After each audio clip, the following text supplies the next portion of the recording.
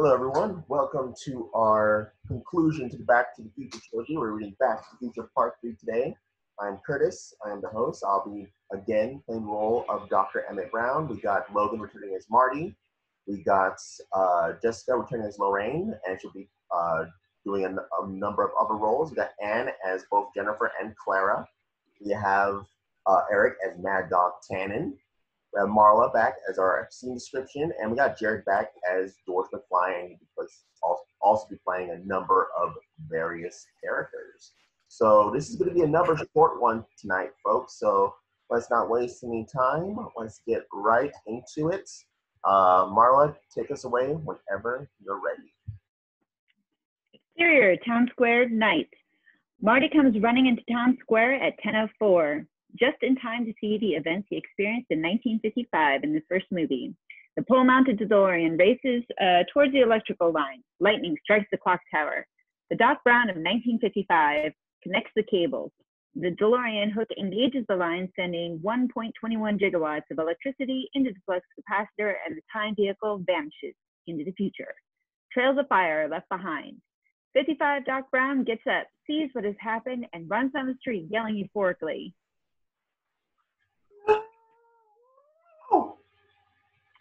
Marty steps out from the side of the courthouse and comes up behind 55 Doc. Doc!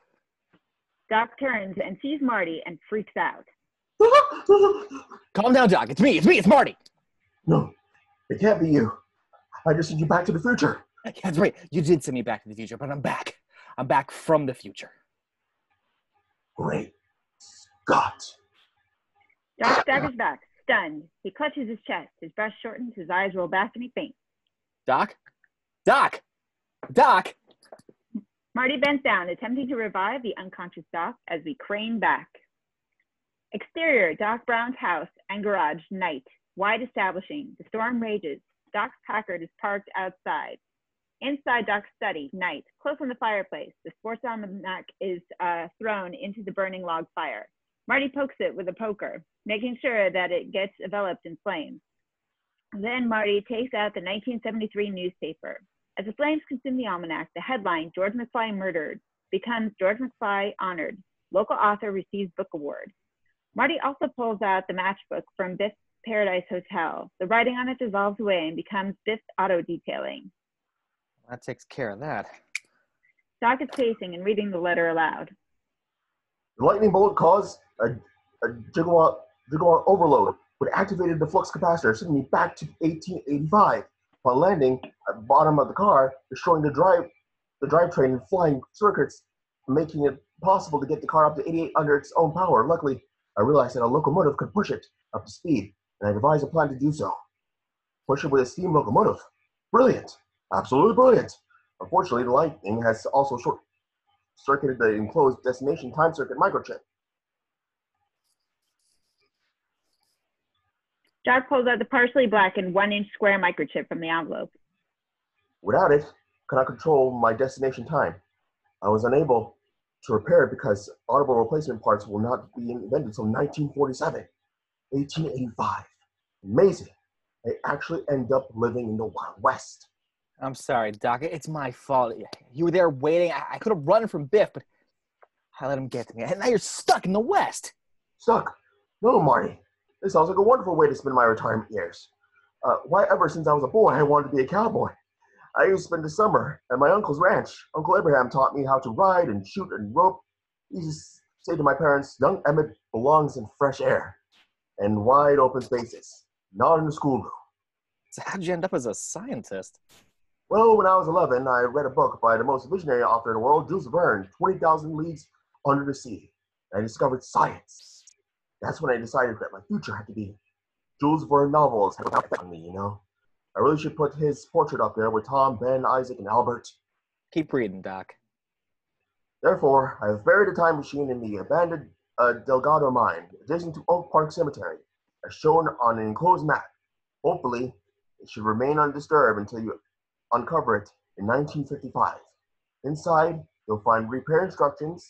My 1955 counterpart, that's me, should have no problem making the electrical repairs. Then you'll have to push the time vehicle up to 88 and send you back to 1985. Then, Marty, destroy the time machine. Do not, I repeat, do not attempt to come back here to get me. I'm perfectly happy living here in a wide open space. I even met a wonderful woman. I'm settling down with a woman. I found a woman. Amazing. Yeah, you've been talking about finding a woman, although you made it sound like it was going to be a scientific investigation. Man cannot live by science alone. A woman. This is wonderful news. I certainly hope she likes Jules Verne. These are my wishes. Please respect them and follow them. And so, Marty, I now say farewell and wish you Godspeed. I've been a good, kind, and loyal friend to me, and you made a real difference in my life.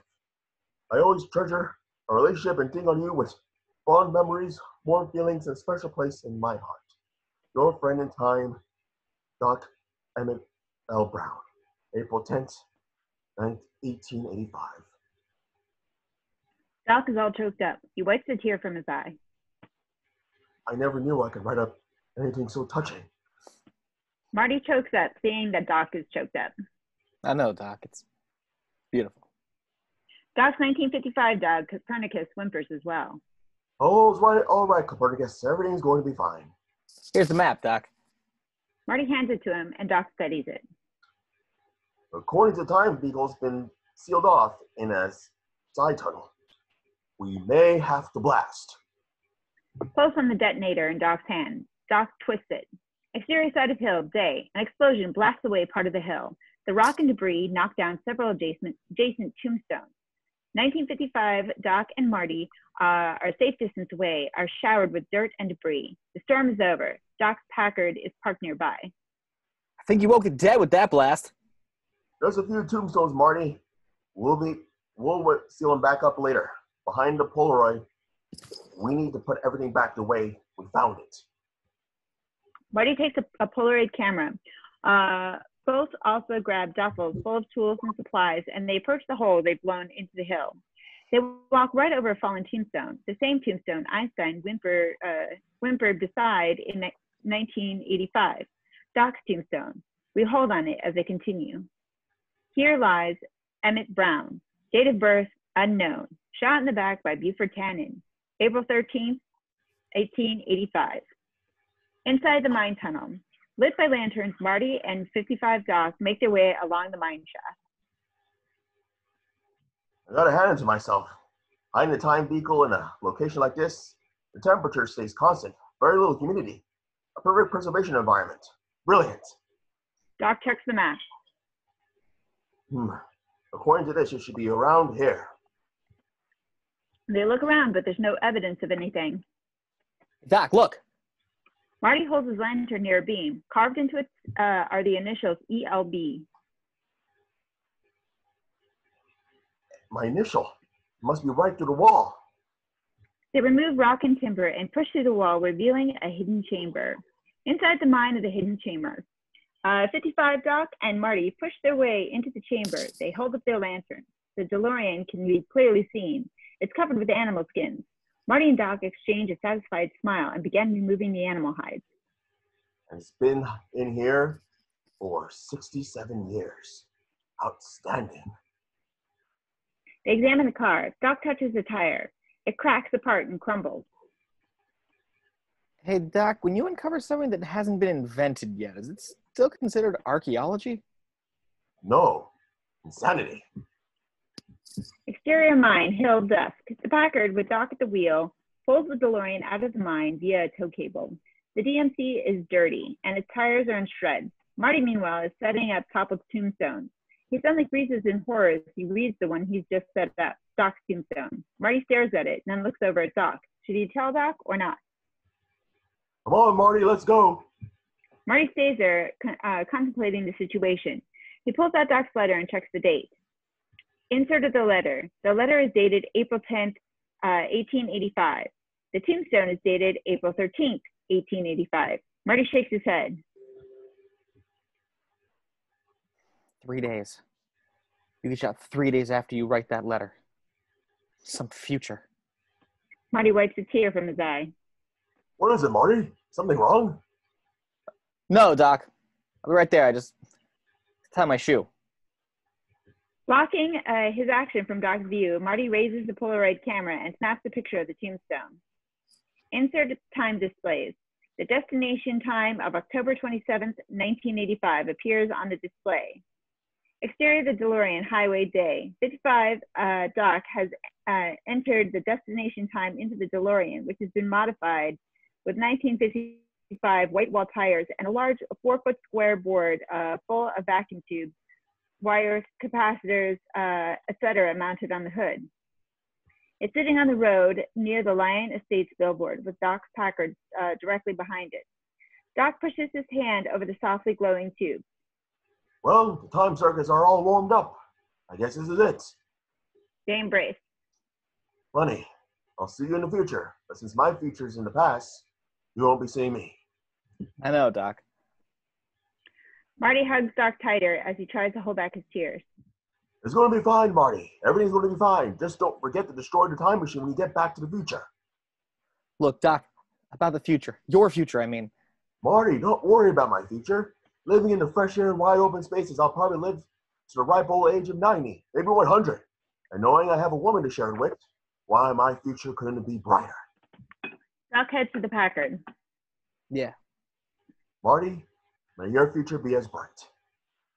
Doc gets into the Packard. Marty gets into the DeLorean. Series of shots, Packard and DeLorean. Doc revs up the Packard, puts into gear and honks. Marty shifts the DeLorean into neutral and releases the emergency brake. The Packard starts pushing the DeLorean forward. Marty at the wheel of the DeLorean. He pulls out Doc's letter and looks at the date, April 10th, 1885. Doc at the wheel of the Packard. He shifts into high gear. The two vehicles accelerating. Marty looks at the Polaroid of the tombstone and the date, April 13th, 1885. The Packard speedometer climbing 40, 45, 50. Marty's POV through the windshield of the highway. Marty reprograms the destination time to April.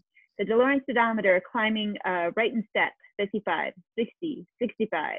April 1, Doc's foot on the Packard accelerator. April 11, the speedometer passes 80. April 11, 18. The DeLorean lights display kicks on. April 11, 1880, the flux capacitor begins glowing. April 11, 1885, the speedometer hits 88. Marty grits his teeth, the flux capacitor discharges. Marty's POV through the windshield, a burst of white light. The 1955 rural highway instantly becomes a stampede of cattle coming right at Marty. Marty stares wide-eyed in terror. Exterior rural county, 1885 day. The cattle separated around the DeLorean, which coasts to a stop in the midst of the moving herd. In a moment, the herd is passed. Marty sighs in relief and gets out of the DeLorean. He looks back at the cattle. Exterior rural county day. The herd thunders off. Marty watches and shakes his head. He looks back at the time displays. Inserted on the time display is present time now, April 11th, 1885, 7 a.m.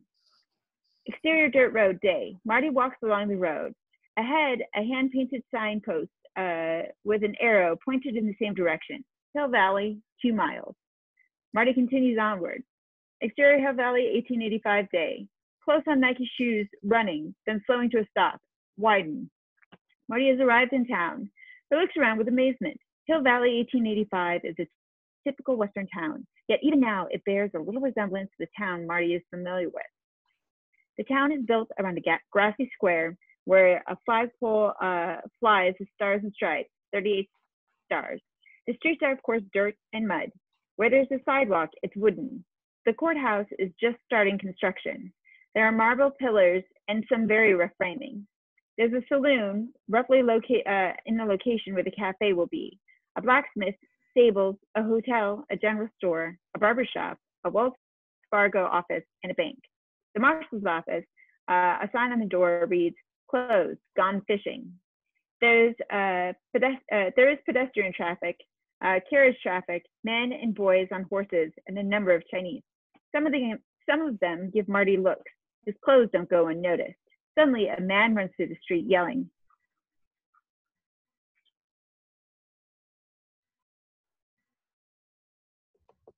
"He's coming, he's coming! He's coming! Immediately, people clear the street, running into the buildings or running around the corner. Shopkeepers slam their doors and windows.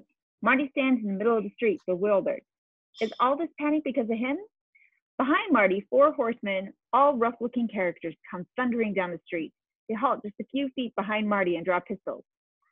What you doing in my street, runt? Marty turns and faces the man. Huh? It's Buford, Black Biff Tannen, jet black hair and beard, and mean eyes, just like the picture we saw in the documentary. He's accompanied by 3 cronies, Stubble, Seeger, and Buck. I charge cash money for any egg-sucking, tin-horn gutter trash standing in my street when I come to town. How much you got? Nothing? Nothing? Buck, check his teeth for gold or silver. Buck dismounts and examines Marty's teeth. Well, look at these pearly whites. I ain't never seen teeth this straight that weren't store-bought. Nothing here, Buford. What's that on his shoes? Some kind of engine writing? It says Nikkei. Well, shortly. Why don't you just show us how good them fancy-ass shoes are for dancing? Huh? I said dance! Mad Dog fires a shot right in front of Marty's feet, then another. Marty starts dancing. First a few hops, the delight of Biff and the boys. Then Marty goes into a Michael Jackson-style moonwalk as he mumbles the lyrics to Billie Jean. Biff and the guys trade looks at this bizarre style of dancing. Marty suddenly twirls around with a jump and a yell. The sudden action spooks Biff's horse, who neighs and bucks, throwing Biff into some manure in the street. Mad Dog looks at the dung on him. He looks at Marty with fire in his eyes. His expression is almost psychotic. Biff's cronies tense up. There's going to be some serious trouble. Marty knows it too, but he's too petrified to run. Biff gets to his feet. Buck, give me a rope. Buck throws him a coil of rope. What are you gonna do? I'm gonna make you taller, shorty. Mad Dog throws the rope around Marty's neck, jumps on his horse, and starts off down the street. Marty runs behind him, trying to keep up, while trying to get the noose off of his neck, but he can't run fast enough. He stumbles and is dragged around the square. Mad Dog laughs and yells, and his boys do likewise. Townspeople come out to see what's going on. Mad Dog guides his horse to the grassy square. He throws a rope over an overhanging tree branch and pulls. Marty struggles, but he can't free himself. He's pulled to his feet and then up off the ground, all the time grabbing at the rope to keep from choking. Mad Dog and his gang are laughing, having a great time watching Marty struggle. Suddenly, another shot rings out, and the rope above Marty is severed. Marty falls to the ground. Mad Dog and his gang turn in the direction of the shot. Doc Brown is holding a Winchester repeater modified with a telescope sight that looks something like out of jeweled fern. His hair is slicked down, and he's wearing the garb of a Western blacksmith. I'll shoot the fleas off a dog about 500 yards, Tannen. Doc! Well, if it ain't the blacksmith. Wasn't expecting to settle my score with you till tomorrow.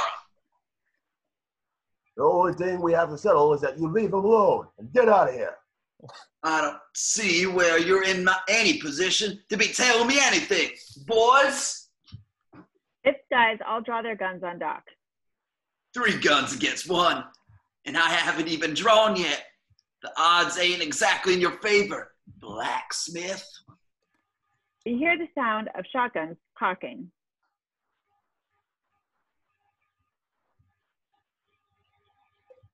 Three against 2, Tannen. Everyone turns. A woman, Clara, is standing in the street holding a most intimidating weapon.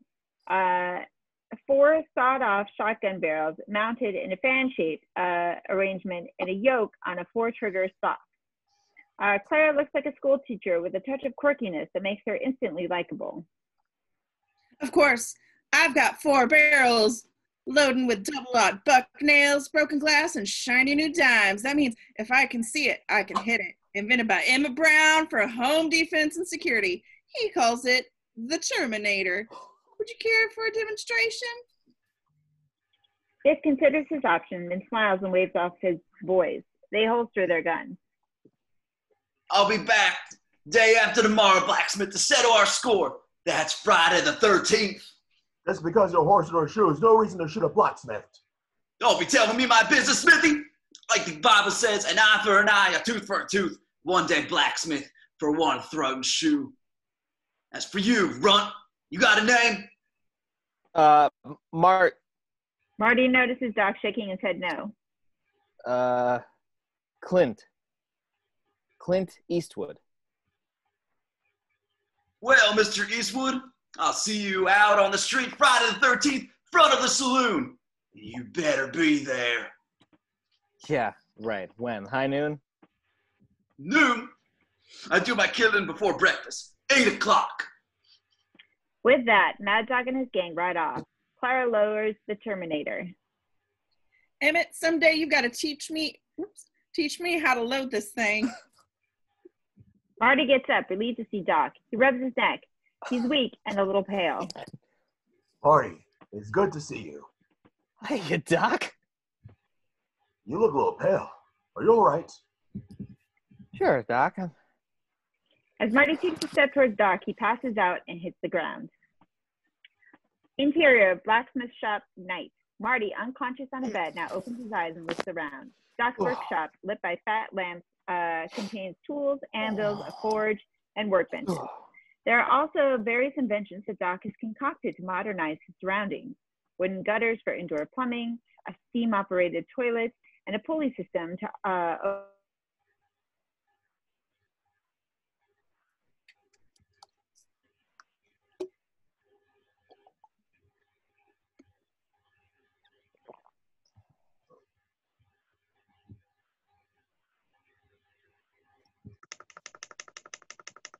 Marty examines some of these inventions. Now Clara enters with a tray of food.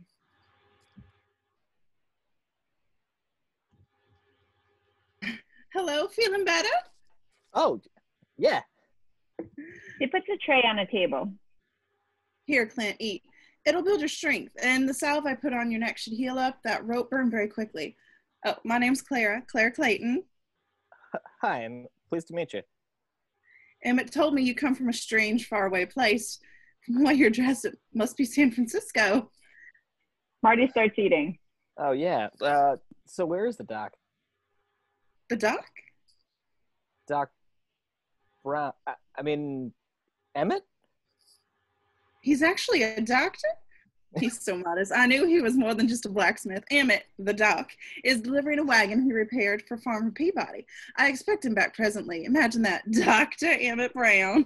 He's the most brilliant man I've ever met, and even when I don't know what he's talking about, I just love hearing him talk about it. And he's wonderful with the children. Children? What children? The school children. I teach school part-time, and Emmett helps with science lessons. I love science, too. Been fascinated with it ever since I read 20,000 Leagues Under the Sea. Marty smiles and nods knowingly. Now Doc enters. Clara, has Marty, Clint. Well, I see you two have already met.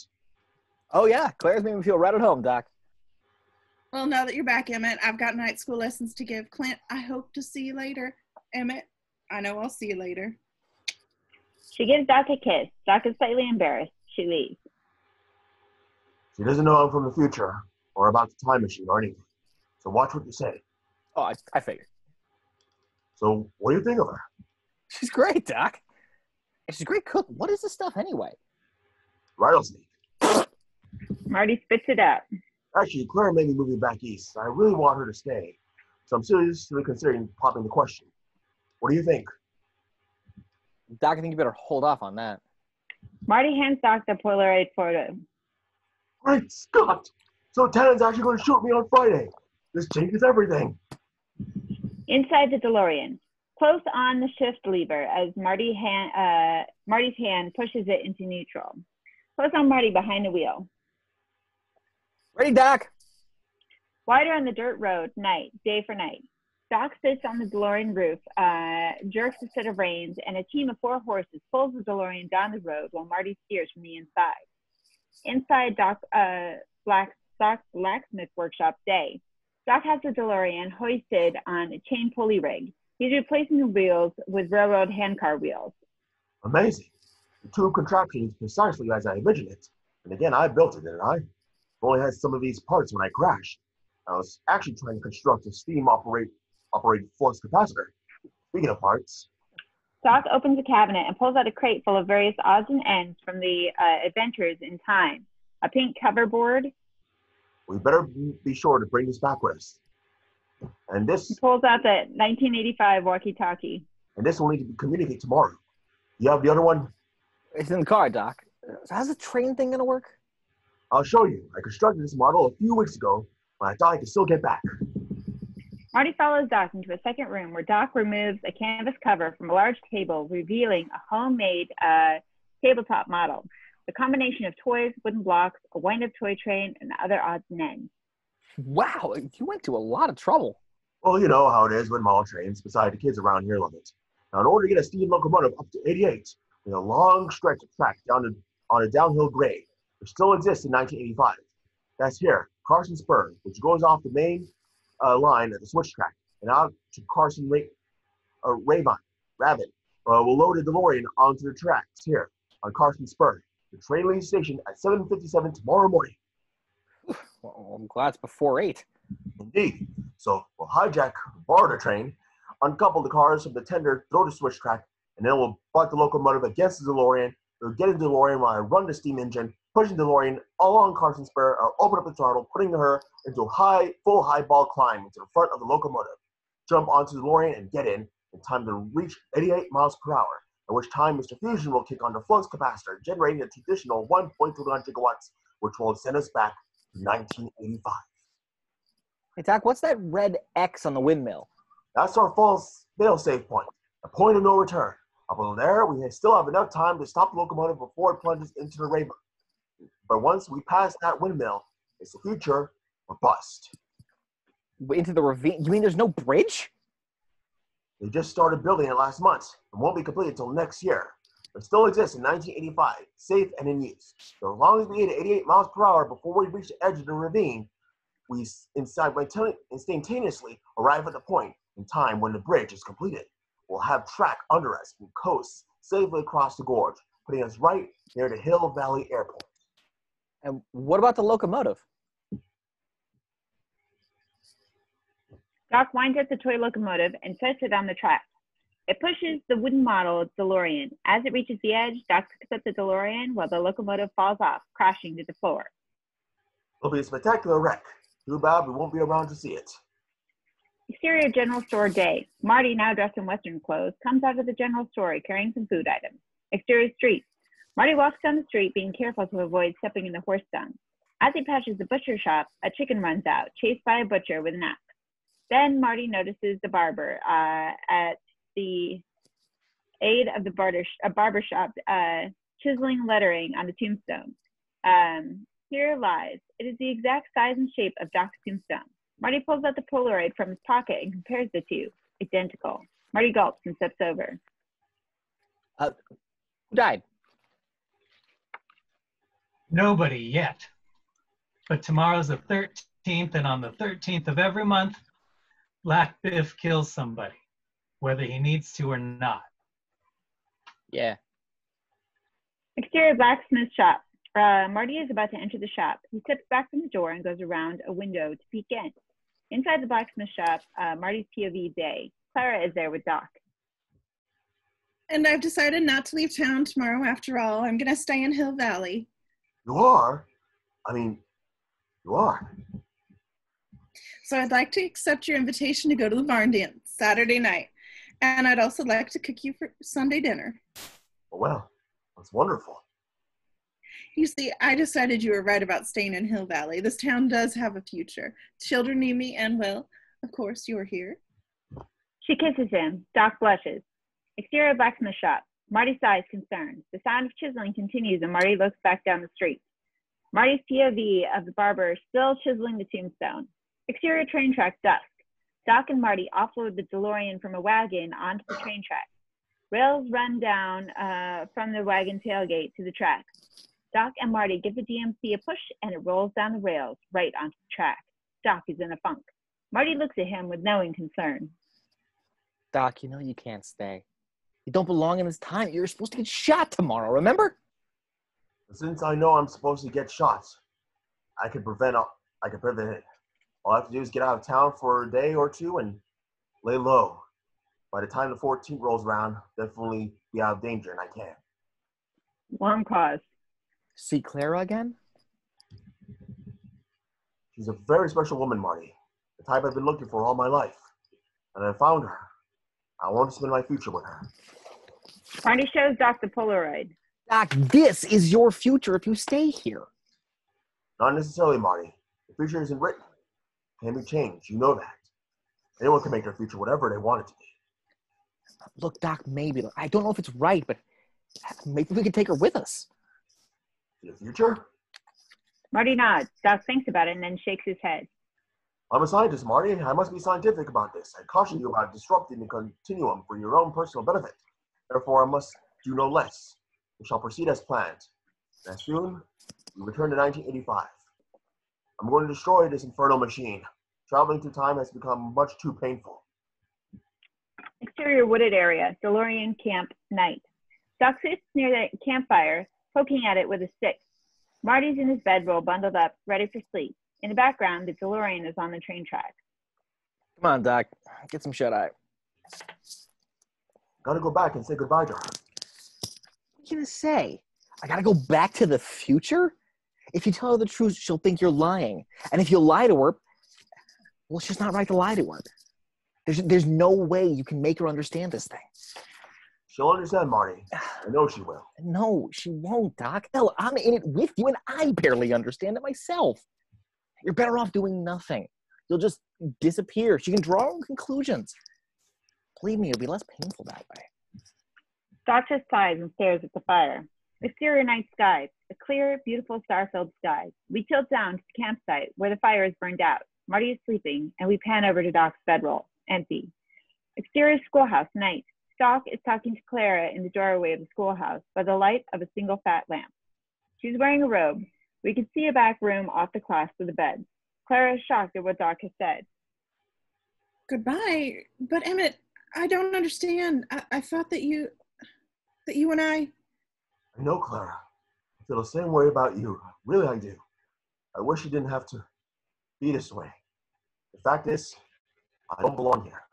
I have to go back where I came from. And where would that be? I'm afraid I can't tell you that. But why not? Because I can't, that's all. Please, Emmett, if you sincerely do care about me, tell me the truth. Doc takes a deep breath. Should he or shouldn't he? The truth. All right. I'm from the future. And tomorrow, I have to go back to the year 1985. She stares at him for a long moment, then slaps his face. I've heard some whoppers in my day, but the fact that you would expect me to entertain a notion like that for even an instant is so degrading and insulting. All you had to say was, I don't love you and I don't want to see you anymore. That, at least, would have been respectful. But it wouldn't have been the truth. Goodbye, Emmett. That's what you want, so goodbye and good riddance. She slams the door in his face. Doc is heartbroken. His eyes well up with tears. Wider angle schoolhouse. Doc stands there a moment, trying to think of something to do, something to say. Finally, he turns and walks sadly away. Through the window, we can see Clara at her desk, sobbing. Exterior Main Street, saloon, night. A dejected Doc saunters down the street and enters the saloon. Inside the saloon, night. There's still some activity here, despite the lateness of the hour. Doc sidles up to the bar. Whiskey. The bartender pours a shot and puts it in front of Doc. Leave the bottle. The bartender puts down a full bottle. Doc throws back the shot and pours himself another. A salesman wearing a derby looks over at Doc and shakes his head. The woman, right? I knew it. I've seen that look on a man's face 1,000 times all over the country. All I can tell you, friend, is that you'll get over it. Nope. Clara was 1 in a million. 1 in a billion. 1 in a gogolplex. Doc throws back a shot and pours another. Then he decides to drink straight out of the bottle. Exterior campsite, dawn. Marty stirs, gets up, looks around. He sees Doc's bedroll hasn't been slept in. Hey, Doc? Doc? Doc! Marty goes running down the train tracks towards town. Cut to exterior Mad Dog's campsite. Day. Mad Dog is saddling his horse. It's still early, boss. What's the hurry?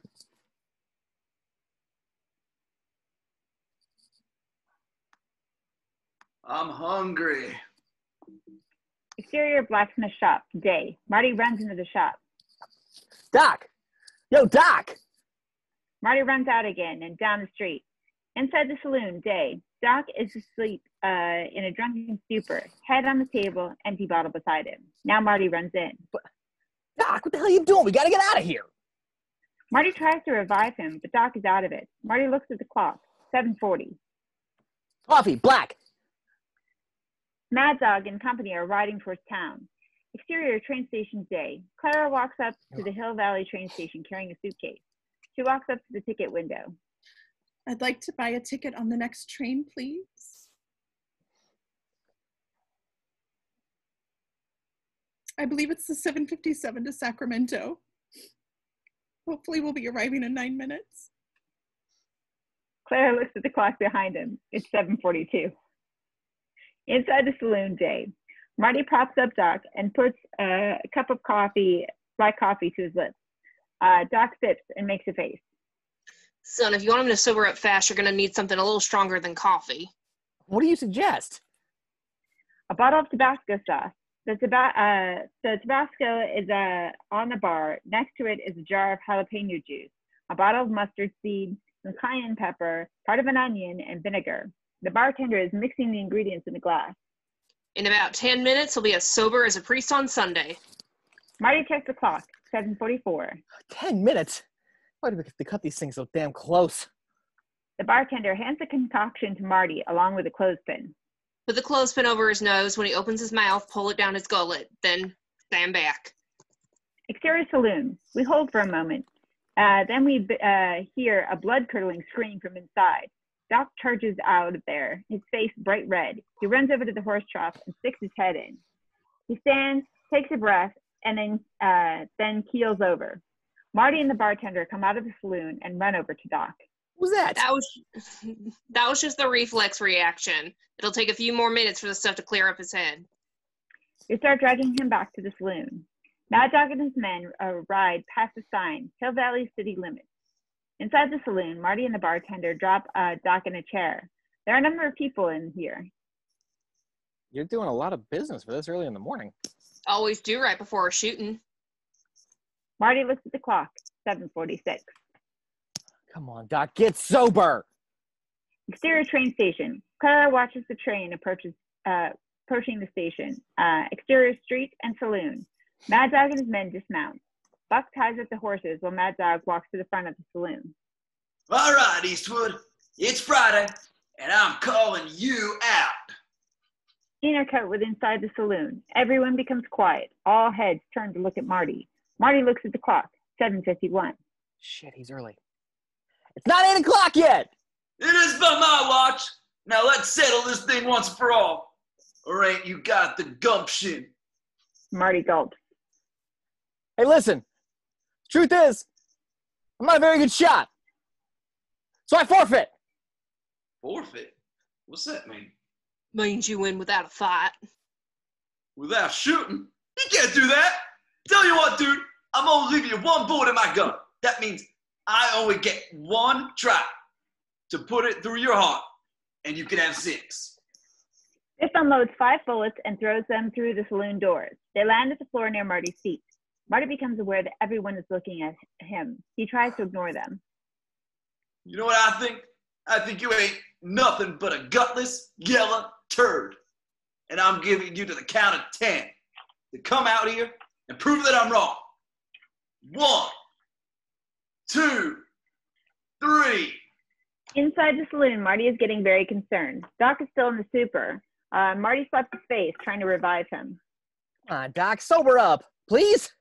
4, You better face up to it, son, because if you don't go out there, 5. What? What happens if I don't go out there? You're a coward. 6. then you'll be branded for the rest of your days. Everyone, everywhere, I know that Clint Eastwood is the biggest yellow belly in the West. So here. Eye Patch pulls his pistol and puts it on the table in front of Marty. 7. Marty looks at the gun and then faces off the men in the saloon. 8. They're all watching him expectantly. They don't like cowards. They all want him to take the gun. 9. They all want to see the fight. Tan! I don't care what Tannen thinks. He's an asshole. I don't care what anyone else in here thinks either. Come on, Doc, snap out of it. You hear me? I said, that's Tan! You gutless yellow turd! The men in the saloon shake their heads. Tannen's right. The Ronciella. Most sickening display of cowardice I've ever seen.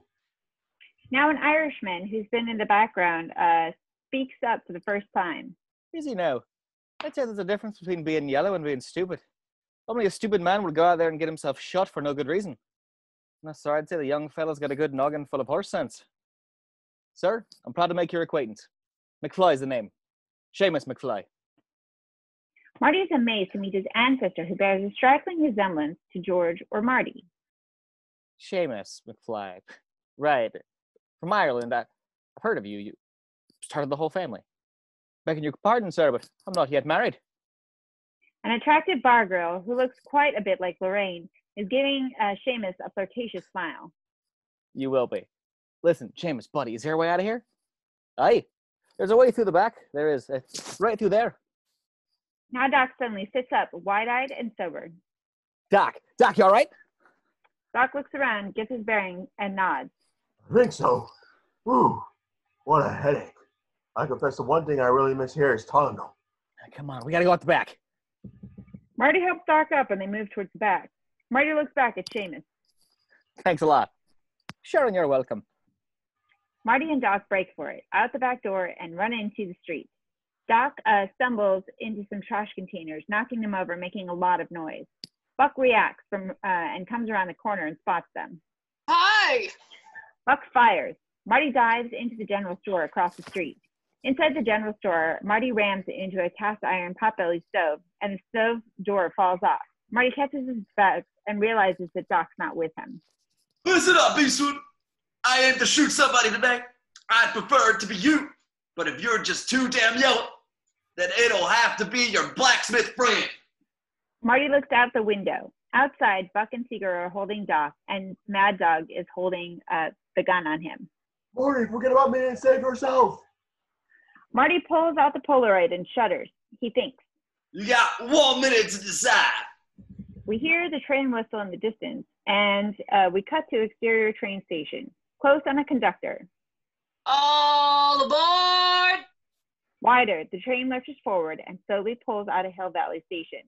Inside the slowly moving train car, Clara looks out the window somewhat dazed. In front of her is a salesman who was drinking with Doc last night, talking to the man next to him.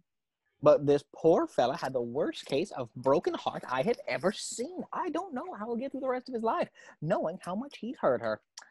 Kind of got me right here, listening to him go on and on about his Clara. Clara reacts. Excuse me, what was this man tall? Wild eyes, disheveled hair? You know him? I'm Clara.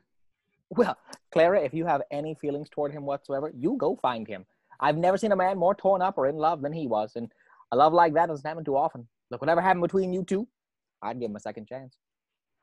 With that, Clara stands up and pulls the emergency cord.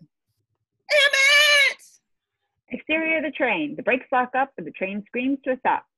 Inside the passenger car, passengers are thrown forward. Clara pushes her way through to get off. Exterior of the train. Clara gets off the train and runs towards town. Meanwhile, railroad personnel are trying to ascertain the problem, who pulled the cord, why, etc. Cut to exterior street. Mad Dog waits impatiently in the street while his men hold Doc. A number of onlookers crowd the doors and windows of the adjacent building. All right, Ruck. Time's up. Marty steps out from behind the building far down the street. He's wearing a serape and a hat in the Clint Eastwood tradition. Those were items in the store. Right here, Tannen. Marty's hands are empty and he wears no gun belt. Where's your iron? I'm not wearing one. Thought we could settle this thing like men. With that, Marty clenches his fist. You thought wrong, dude. Mad Dog draws his pistol and fires right at Marty's chest. Marty falls. Mad Dog laughs and walks down the street towards the fallen Marty. When Mad Dog is almost upon him, Marty gets up. Mad Dog can't believe it. He shoots again, but his gun's empty. Mad Dog throws his gun down, rushes Marty, and throws a punch into his gut, and howls in pain with the crack of his knuckle bones. Marty socks Mad Dog in the face and kicks him in the groin. Mad Dog goes down. Look! Kill the blacksmith! Buck pulls his gun. Suddenly, an array of guns cock. Sure, and I'd be dropping that gun if I were you. Seamus holds a shotgun on him, and a number of men from the saloon all have guns pointed at Biff's men. Biff's men wisely throw down their guns. Marty throws off the strip, revealing a cast iron door from the pot-bellied stove. A boy, 7, runs up to Marty excitedly. Wow, armor! How'd you think of that, mister? I saw it in a Clint Eastwood movie. Movie? What's a movie? You'll find out. Move along, DW. Move along.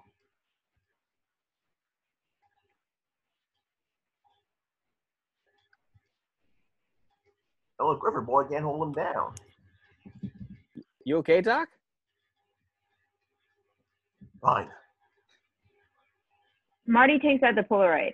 Insert on the Polaroid. The tombstone with Doc's name on it literally vanishes from the photo so that the picture shows the other tombstones behind it. Back to the shot. Mad Dog's on the ground, clutches his hand in pain.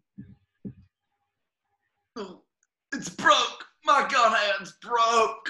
Well, and if you'd like to be trying honest work, you can have a job on my farm, slopping hogs and washing wagons. The train whistle blows in the distance. Can we make it? We'll have to cut him off at Coyote Pass. They run over to the horses as Mad Dog and his gang. They run over to the horses of Mad Dog and his gang. Marty and Doc each untie one, mount up, and gallop off. And as they disappear down the street, Clara comes running from around the corner. Emma! Exterior of the train. Train is moving forward again. Exterior wooded area. Doc and Marty gallop through the woods. Exterior blacksmith shop. Clara runs into the blacksmith shop. Inside the blacksmith shop, Clara looks around. No sign of Doc, but she notices the covered tabletop model. She pulls up the cover and looks at it. She sees the point marked, "Stop train here." Exterior boarding the train sequence. Doc and Marty gallop towards the train. The train is just ahead. Doc and Marty pull alongside and ride even with the last passenger car. Doc grabs the ladder on the side of the last car and pulls himself aboard. Marty follows suit. On top of the moving train, Doc and Marty run across the top of the cars towards the locomotive. As they near the tender, they pull their bandanas up over their faces. Inside the locomotive, the engineer and the firemen are busy running the train. Suddenly, a gun is thrust against the engineer's head. Do what I say, you won't get hurt. If there's a holdup, it's a science experiment. Stop the train just before you hit the switch track up ahead. Exterior in the woods. Clara runs frantically through the woods. Exterior of the train. The train stops just before the switch track. Marty, throw the switch. You, uncouple the cars from the tender. The fireman goes running back there to do it. At the switch track, Marty yanks the switching mechanism, switching the main track onto Carson's spur. In the cab, Doc switches hats with the engineer. You can get off now. The engineer jumps off. Doc pushes the throttle forward and the locomotive and tender pull away from the rest of the train. Marty climbs up onto the slowly moving train. Cut to exterior DeLorean on the track. The DeLorean sits on the tracks undisturbed. The locomotive comes chugging along behind it. The brake squeals, the engine pulls to a stop just behind it. Clara is still running through the woods, comes to a bluff, looks down and sees the abandoned car train filled with people milling around. She keeps running. Locomotive and DeLorean. Marty hands a log-shaped object, tightly wrapped with cloth, up to Doc in the cab. Doc has 2 others already on board. What are these things, anyway? My own version of presso logs, compressed wood with anthracite dust, chemically treated to burn hotter and longer. I use them in my forge. I don't have to stoke it. 3 of these in the furnace will make the fire burn hotter, kick up the boiler pressure, and make the train go faster. Clara is still running. In the distance, she can now make out the back of the tender. Marty climbs into the DeLorean and gets behind the wheel. Inside the locomotive, Doc pulls out his walkie-talkie. Testing. Marty, do you read? Intercut with Marty in the DeLorean, who has his walkie-talkie in hand. Big 10-4! and let's go home. Marty shifts into neutral and releases the emergency brake. Ready to roll. Doc toots the whistle and then releases the brake. Air shoots out of the cylinders. Doc opens the throttle. The pistons push the wheels. Locomotive inches slowly forward. The cowcatcher bumps up to the rear of the DeLorean and pushes it forward. Marty smiles. Clara comes running up just as the locomotive pulls away. She spots Doc Brown on the locomotive. Emmett! But Doc can't hear her over the sound of the train and his tooting of the whistle. Clara chases after the slowly accelerating train and grabs the ladder behind the tender. She's aboard. She sighs and catches her breath. Moving locomotive intercut with DeLorean. Doc calls into the walkie-talkie. Marty, our time circuit's on. Marty turns the lever. The displays come on. Check, Doc. Input the destination time, October 27, 1985, 11 a.m. Marty punches it up on the keyboard. Check. Clara climbs on top of the tender, which is loaded with timber.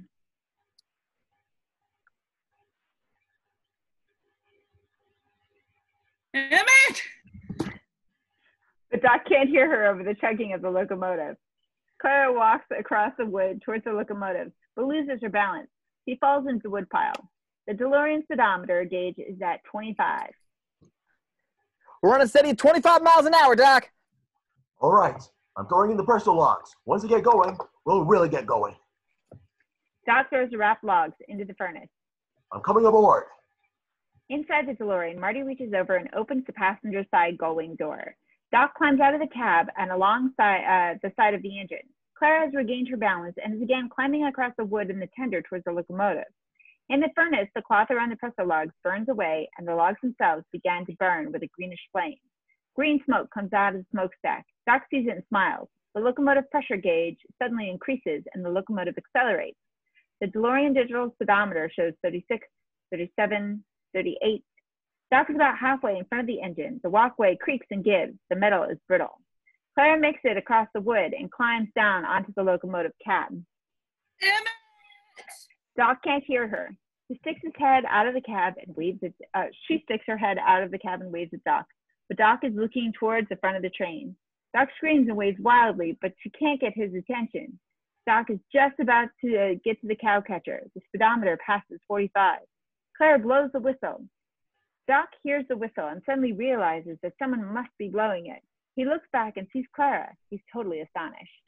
Clara! Emmett! I love you!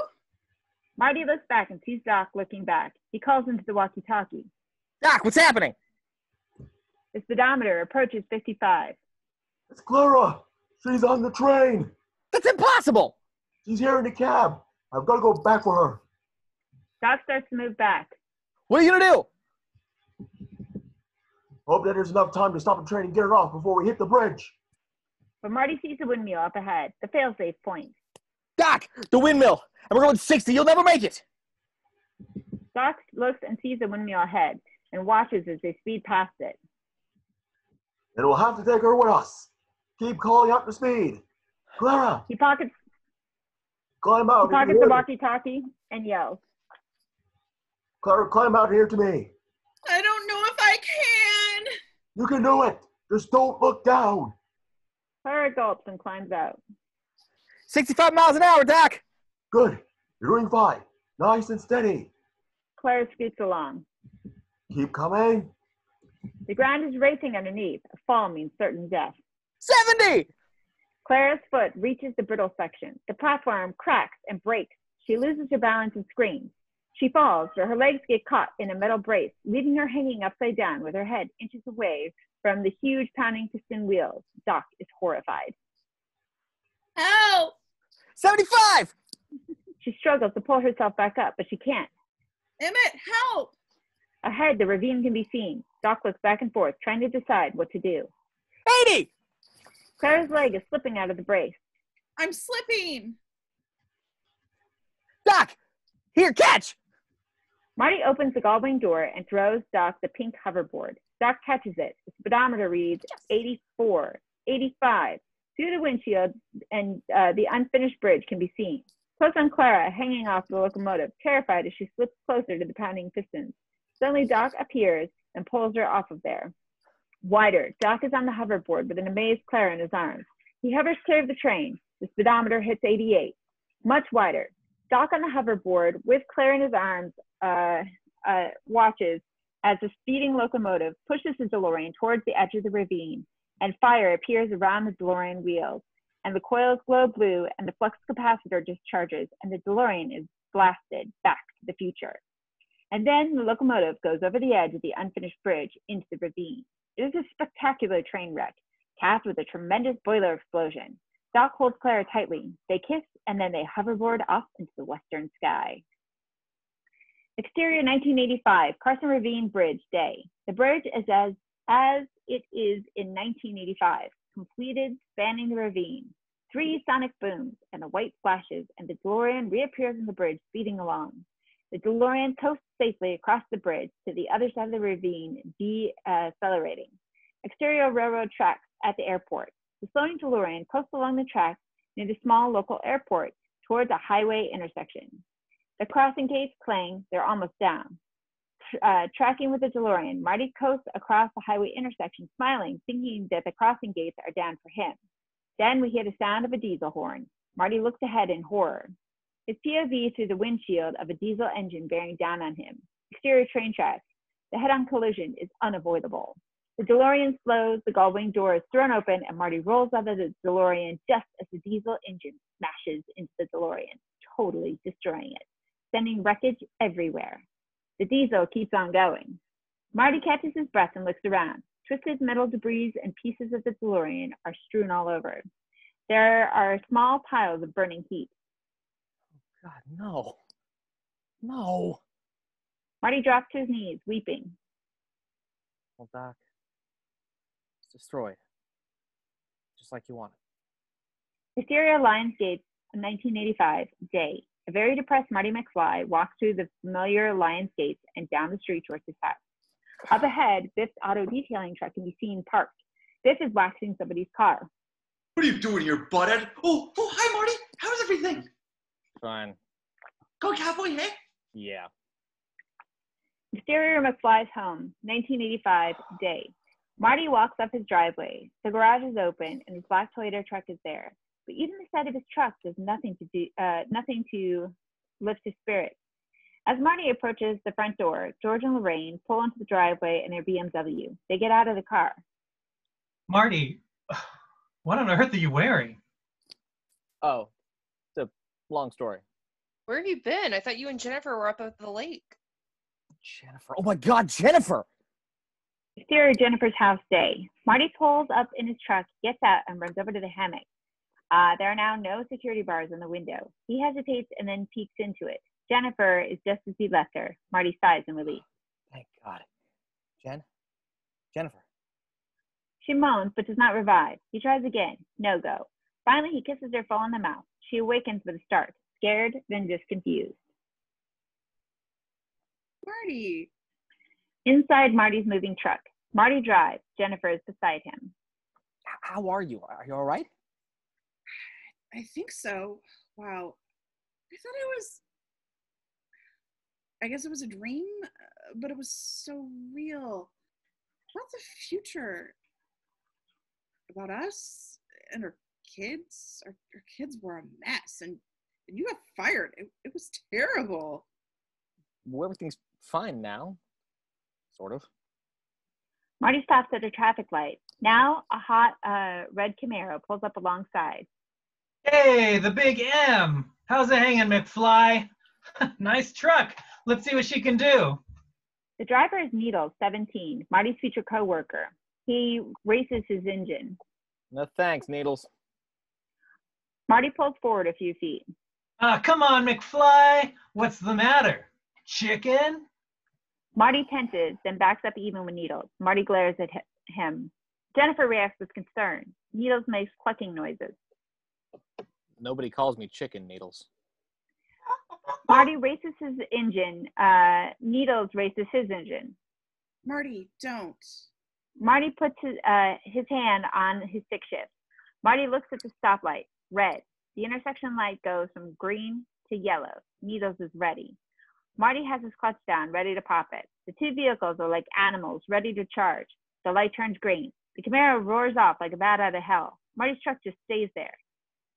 Yeah, we're not stupid either. We hear a horn honk and the screech of brakes. Marty's POV through the windshield. The Camaro narrowly avoids hitting a Rolls Royce as pulled out into the intersecting driveway. Marty is astonished. He sighs that was a close one, sigh. Jeez, I would hit that Rolls Royce. Rolls Royce. She reaches into her pocket and pulls out the crumpled "You're fired" fax. Jennifer looks at the fax page. The words "You're fired" vanishes from it. In fact, all of the printing disappears. Jennifer examines it, amazed. It's simply a blank piece of paper. She shakes her head, not sure if she imagined it or what. It erased. Maybe our future hasn't been written yet. She smiles. Exterior train tracks near the airport wreckage site, day. The DeLorean wreckage is still strewn all along the tracks. Marty's truck pulls up and Marty gets out. Jennifer doesn't understand. What are we doing here? It'll just be a second. Marty pokes through the pieces, a fender, a train wheel, part of a seat, a twisted piece of metal that says Mr. Fusion, a section of time displays, last time departed. Finally, he finds what he's looking for, the square case containing the flux capacitor. Marty picks it up and examines it. The glass cover is shattered, and inside, the flux capacitor is broken. Marty sighs. Suddenly, there's a tremendous sonic boom. Marty and Jennifer react with total incredulity at what they see. A steam locomotive is there on the tracks, and Doc Brown is in the cab wearing an engineer's hat. Of course, it's modified with big Tesla coils, condensers, and equipment that looks right out of Jules Verne, including a Victorian-style flux capacitor. Morty, it runs on steam. With Doc in the cab is Clara and two boys, aged 4 and 6, and Einstein, the dog. Oh, I'm married now? Meet the family. Clara, you know. And these are my boys, Jules and Vern. Boys, this is Marty and Jennifer. Marty is dumbstruck. Hi. Marty walks over to the locomotive and stares in awe and joy in seeing the dock. Doc, this is unbelievable. It's wonderful. I thought I'd never see you again. You can't keep a good scientist down. After all, I had to come back for Einstein. I didn't want you to be worried about me. Dr. Brown, I just want to know one thing. What happens to Marty and me in the future? That's up to you. Your future hasn't been written. No one's has. For better or worse, your future's what you make it. So make it a good one. Both of you. Doc winks. Marty puts his arm around Jennifer and smiles. We will, Doc. What about you? You going back to the future? Nope. Already been there. Doc pushes the lever and the locomotive wheels fold down and the entire locomotive lifts up off the track. Marty and Jennifer both watch in open-mouthed disbelief. Doc